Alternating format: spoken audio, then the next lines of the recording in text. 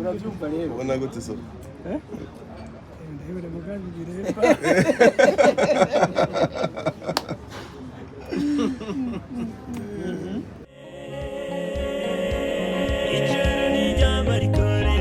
ijuru ni ry'abagororotse gusa ijuru ni ry'abagororotse gusa tugende iteguye ibicaro ijuru ni ry'abarikorera gusa ijuru ni ry'abarikorera gusa tugende kwa data ijuru ni ry'abagororotse gusa ijuru ni ry'abagororotse gusa tugende kwa Yesu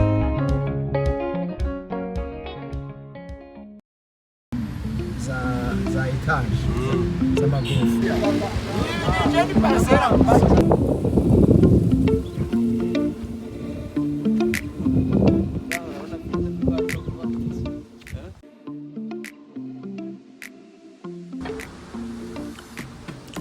Jaffa ubona gute sawa nao papa mkubwa ni fresh soko ni sawa yo soko ni chocolate ubona gute sukari nyinshi sukari limu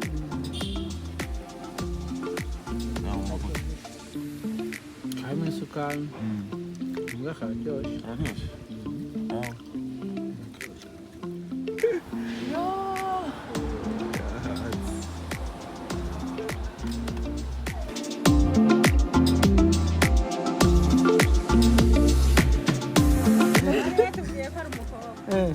Tama.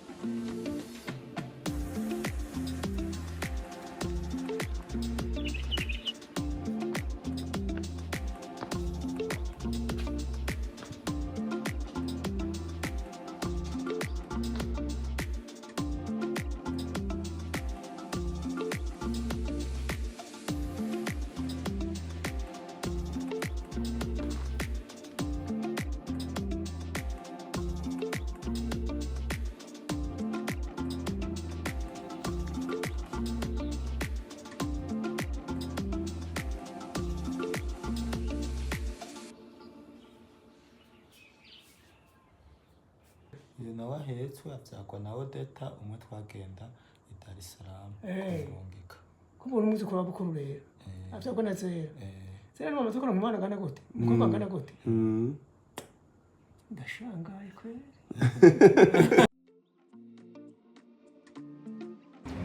umva gute so safi uzi ukuntu baragutembereye jana arantembere nazeka vizuri kabisa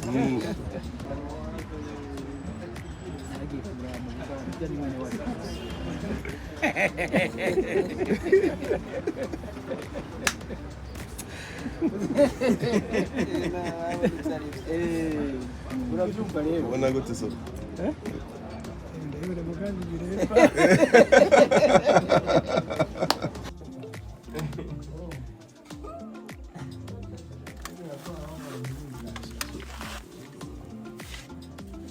niwe uboni yewe ivyo byanywa navyo byavuye byavuye arore karese oya nubu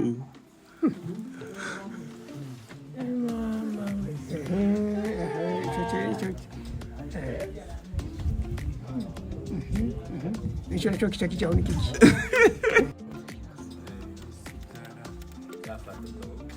amasaha niyo aya marore nayo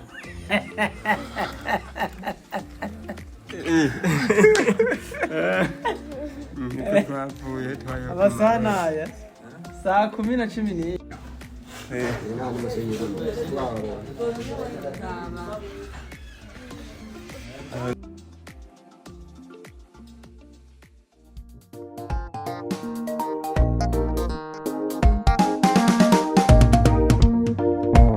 Narondereye mu by'isi ndahabura byose, ndenderera muri Yesu ndahasanga byose, sanga mfitiye akanyamuneza n'urukundo, warakoze Mana, integuro yawe ni nziza.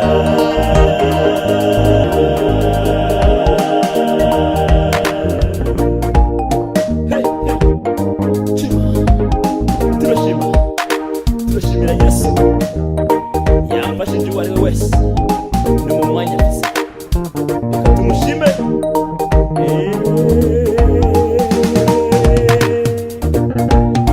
Mwana w'umuntu shima, shimira Yesu. Mwana w'umuntu shima, shimira Yesu. Mwana w'umuntu shima, shimira Yesu. Mwana w'umuntu shima, shimira Yesu. Mwana w'umuntu shima, shimira Yesu. Mwana w'umuntu shima, shimira Yesu. Mwana w'umuntu shima, shimira Yesu. Mwana w'umuntu shima, shimira Yesu. Mwana w'umuntu shima, shimira Yesu. Warakoze Mana, integuro yawe ni nziza.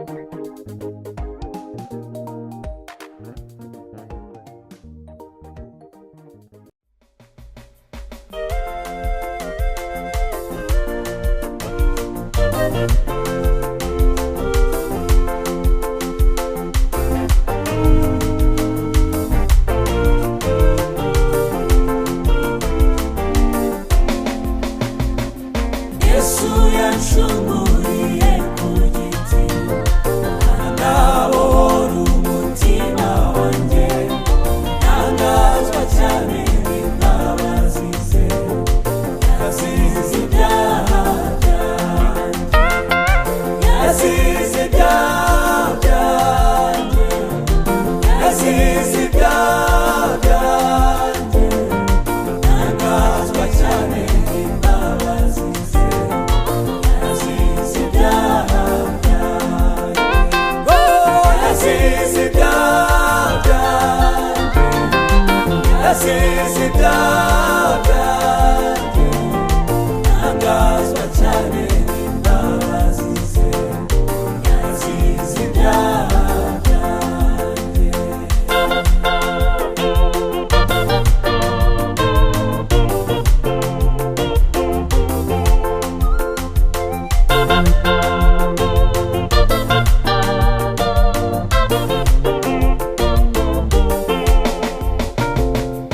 Yesu azagaruka tujyanirwe, tugumane nawe iminsi yose, kuko yabisezeranye natwe, azaza ntazatinda, azaza ntazatinda, azaza ntazatinda.